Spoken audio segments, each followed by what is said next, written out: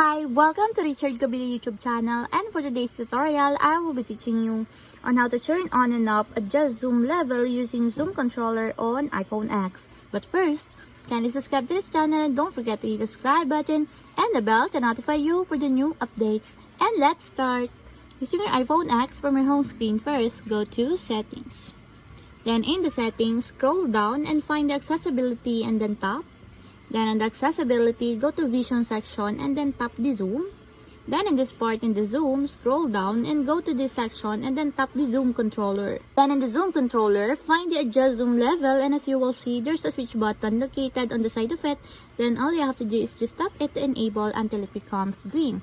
When the adjust zoom level is enabled, double tap and slide on the controller to adjust the zoom level.